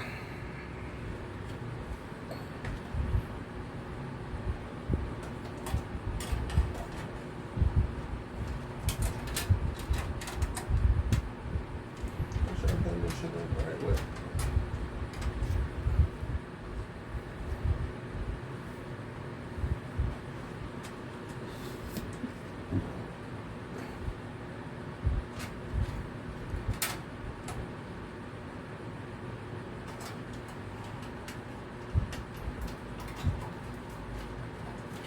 Ooh.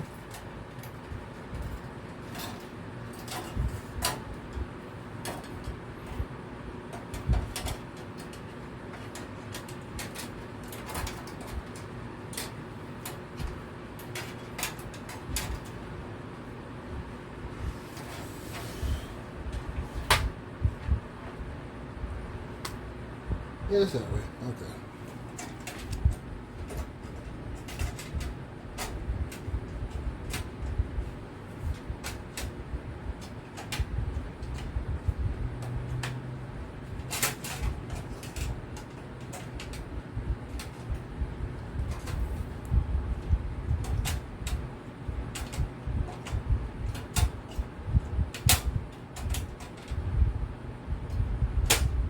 There we go.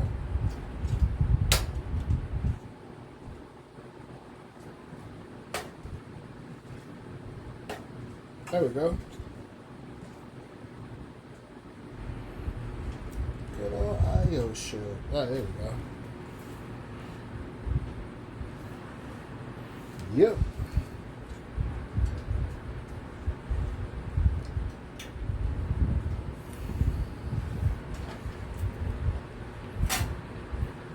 Now we put the power supply in.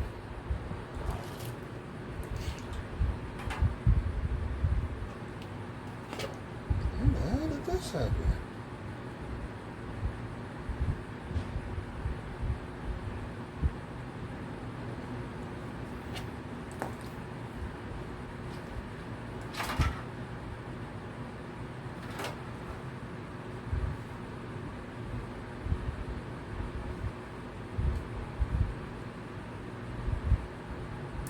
How in the heck did this happen? Hold on, let me see if that's a safety hazard or not. Hold on.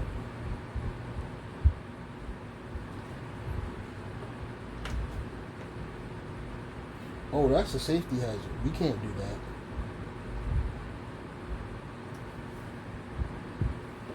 That's a safety hazard. Hey, we can't have that.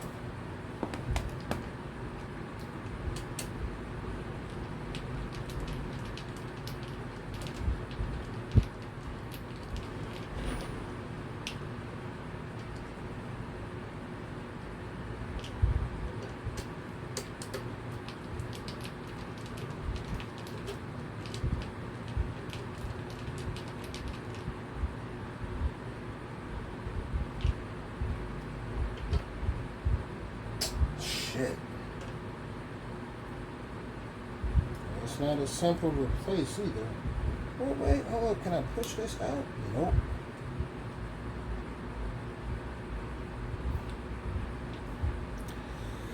Well, looks like I'm going to be using that Raptor power supply in here. Because, I can't use this like this. It's a safety hazard.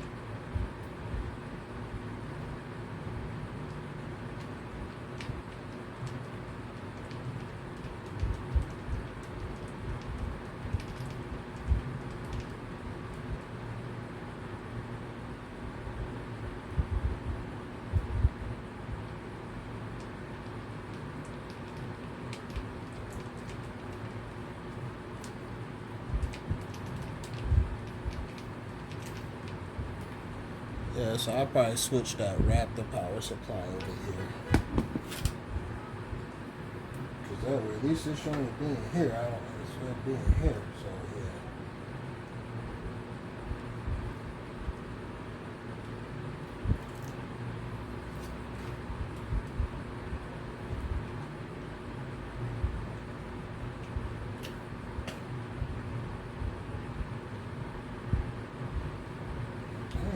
Keep that.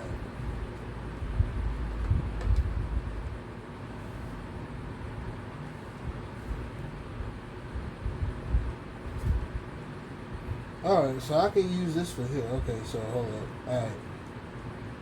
Alright. So I'll put this power supply in there and just use the Raptor for, okay. Alright, give me a second, y'all. Alright, we back in. I switched out the power supply that I was going to use in here with the Raptor due to a potential safety hazard for a customer. Even though it would have been like that power supply inside of the Optiplex would be at the top, and you got more control over the cord, the cord, like this part. Since I'm selling this build, I wasn't going to take that chance with a customer, because I can down the line fix this part. Hold up. This part right here was broke. You could still plug the power you can still plug the cord all the way in, but like you would have that part of the cord exposed, so I didn't want to take that risk. So at least in here, I can monitor it. I can and down the line, I'll just get another shroud part and see if I can fix it myself. Yeah. So the Raptor, we're gonna put the Raptor in here. Let's get to it.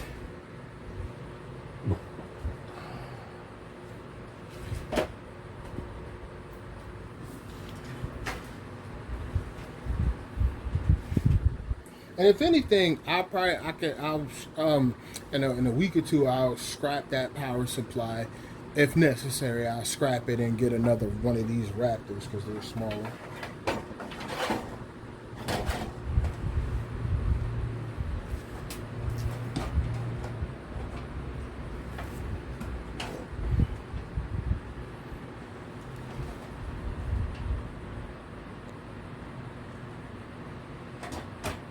There we go.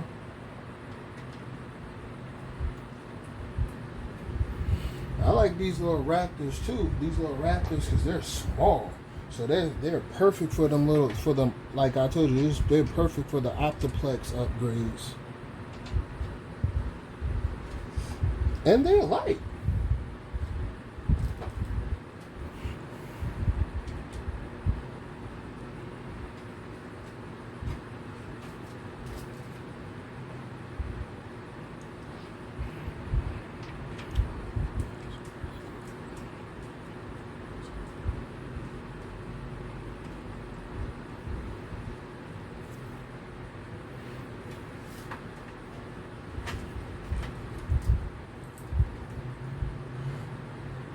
Okay.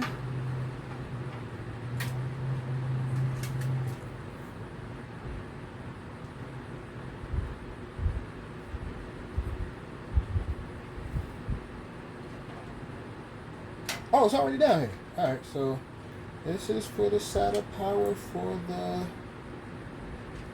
ARGB. That's down here. I'm going to throw it in there in a second. What's this one?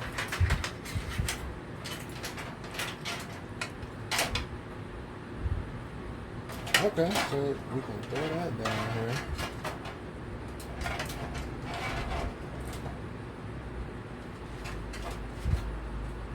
And this is the SATA I can use for the SSD. Right here.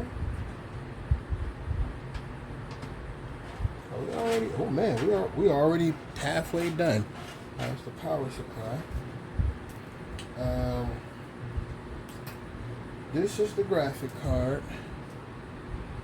This is the motherboard power header. So let's put that in here now. So I don't have to deal with the trials and tribulation of that.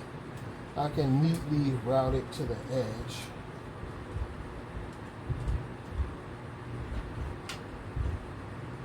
Alright.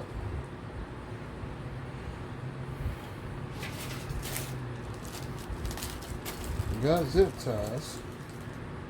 And I got some more. I got some that I got from my job, so we're Gucci.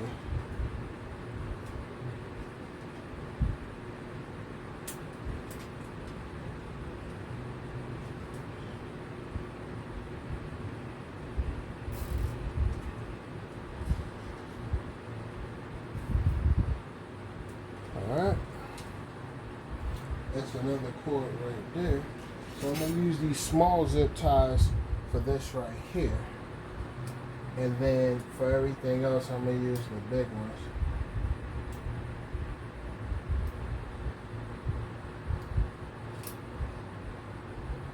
Alright, bend this like here.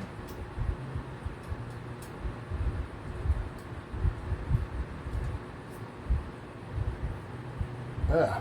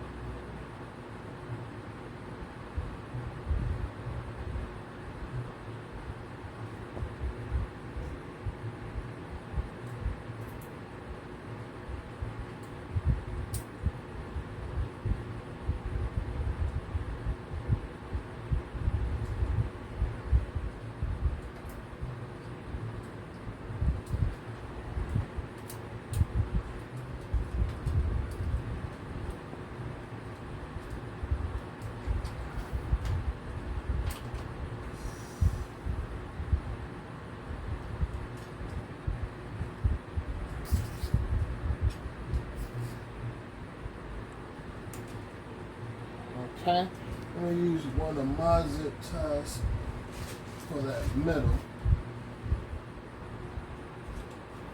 Okay, man, that's the only thing, that's the only downside about the Raptor power supply. They don't give you sleeved cables, so you will be having cables.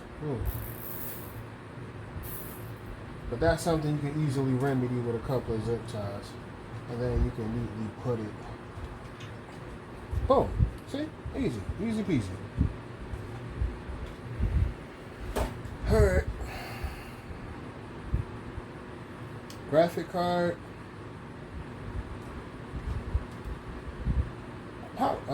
Motherboard.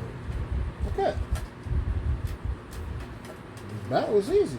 Alright, so now we put the motherboard in.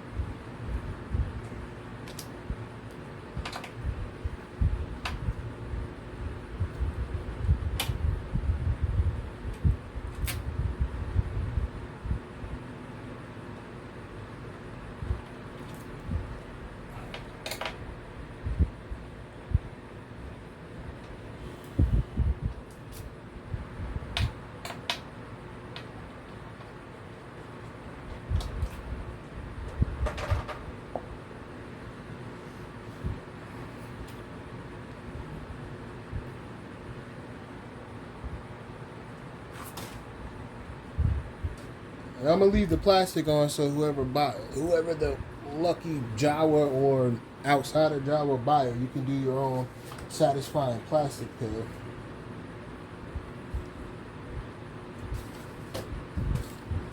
Okay.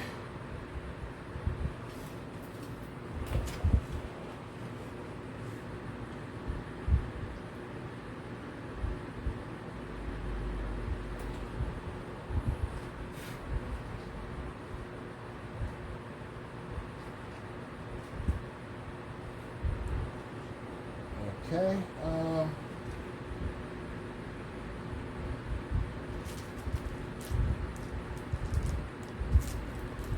Motherboard screws. Always the fun part of your motherboard installation are those standoff screws. Ooh, those are always a good time. These are always a good time.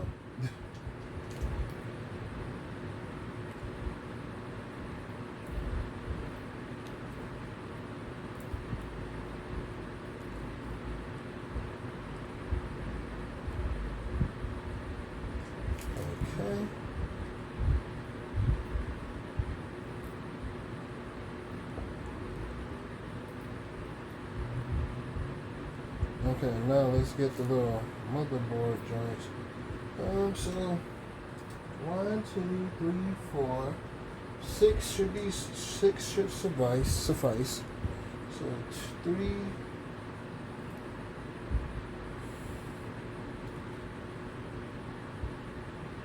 1, 2,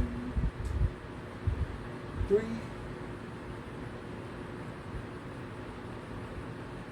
4. 2 more of those. 5 and 6.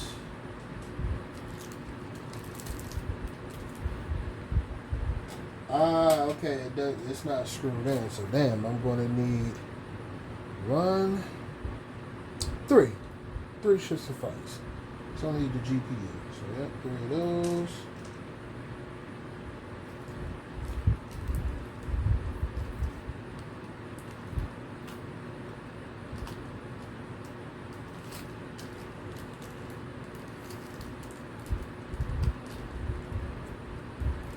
Okay, now we do our last 2 standees. Now this is important. When you do your last 2 standees, you have to match it with the motherboard.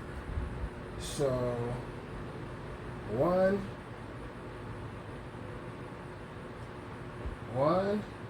2, 3. So the third one should be that one.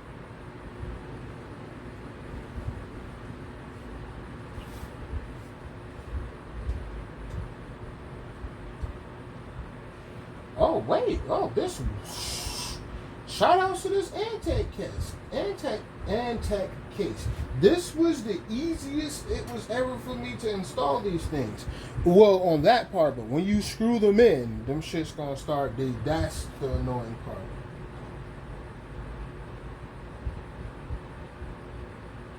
Okay, so use the power of mathematics. This one.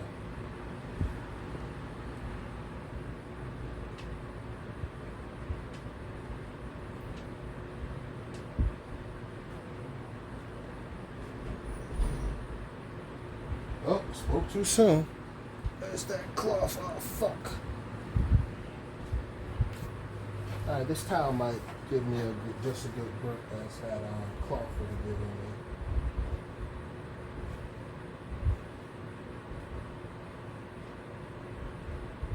Oh, there we go. Alright, yeah. Just needed to get a good grip on it. Okay.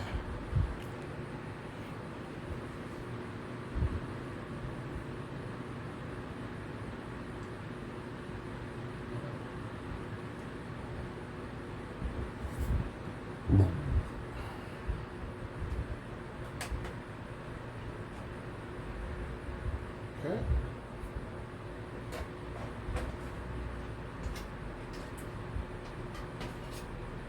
That was surprisingly easy. Alright, let's push this up.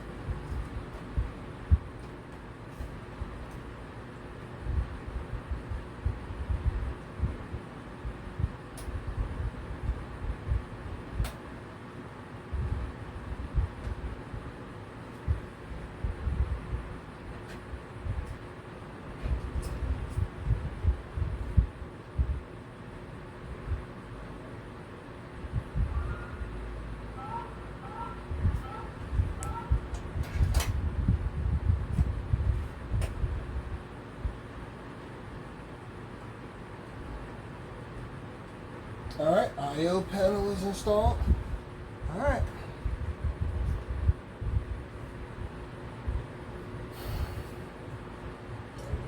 Motherboard screws.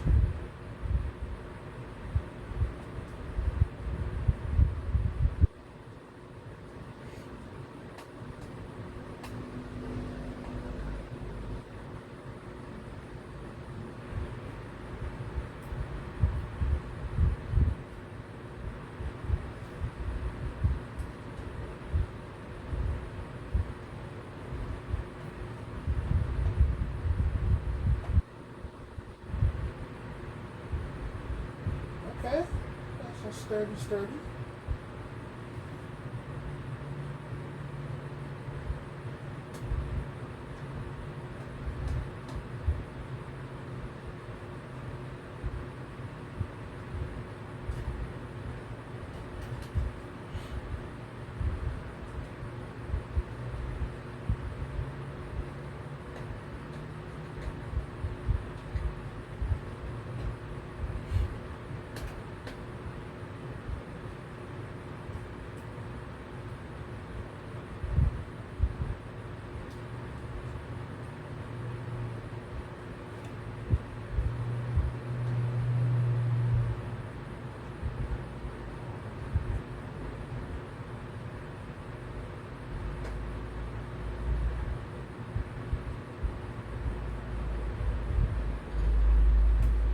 Alright, 2 more screws.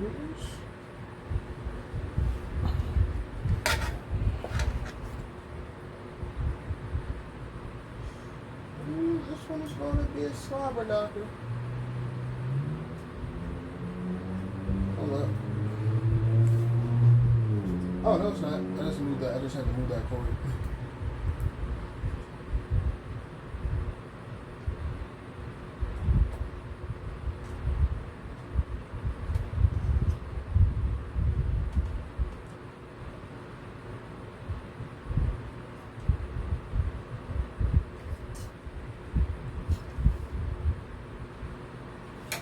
Hold up.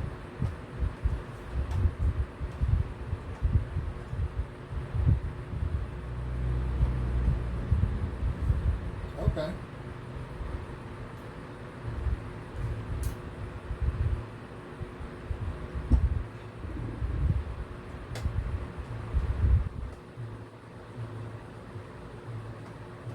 Got it.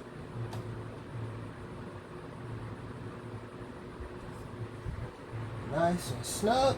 Now is the last one. Oh fuck.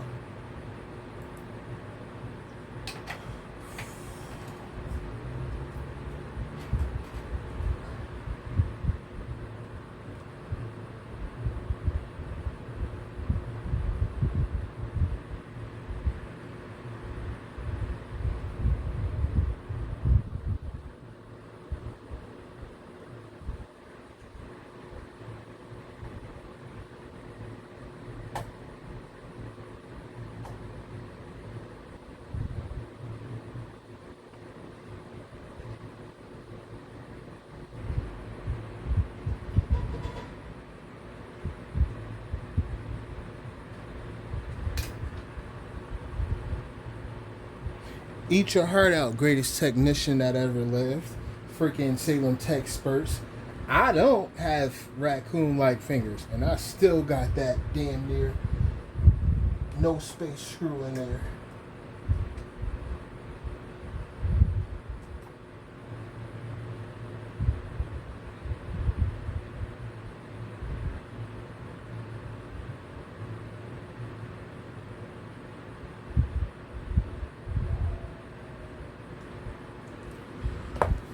Whew, that was fun. Okay. Now, reroute.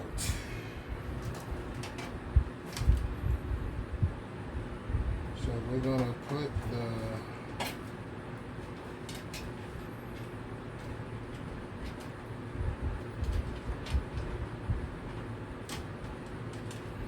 okay, and I got oh wait, let me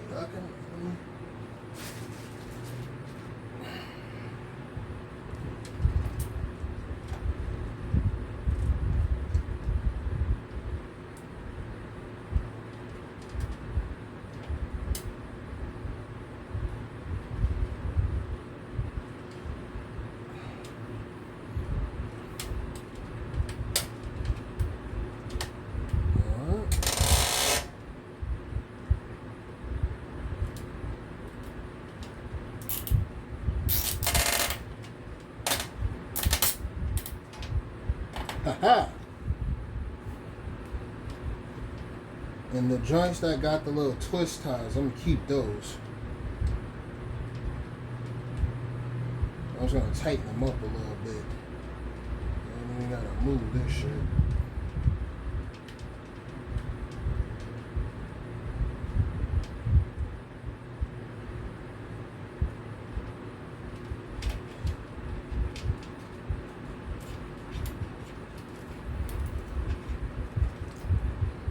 Okay.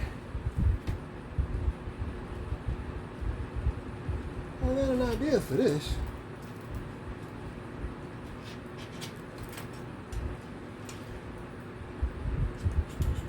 Hold up.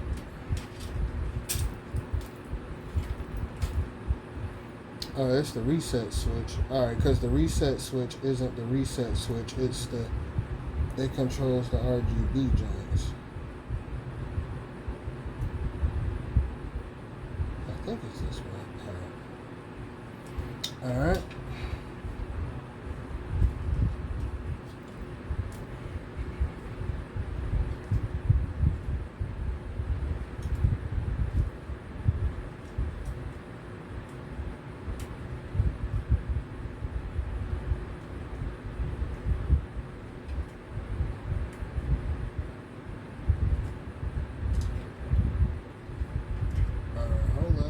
Right there. So now,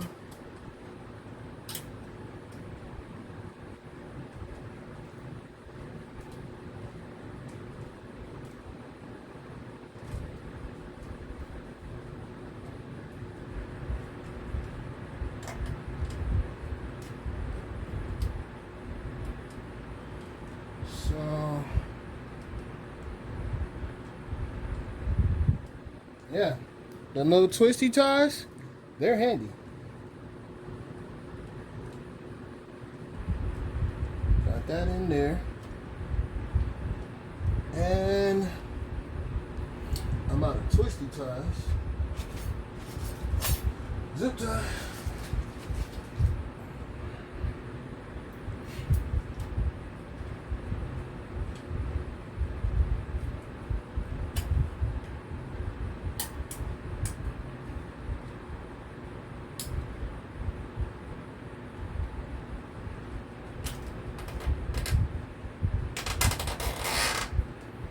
That over some.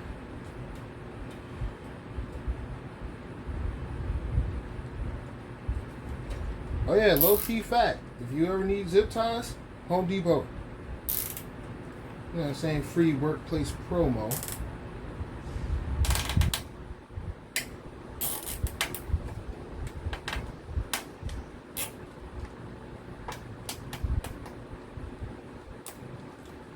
Alright. I'm gonna cut later.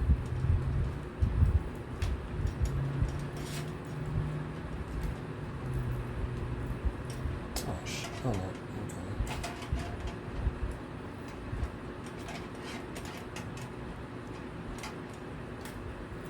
Then I can route the motherboard joints right through here. I just hope baby them shit's got enough space.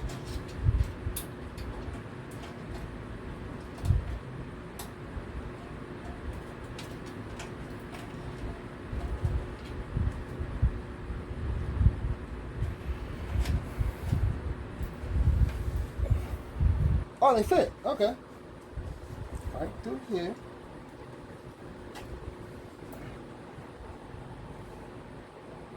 Oh, fuck.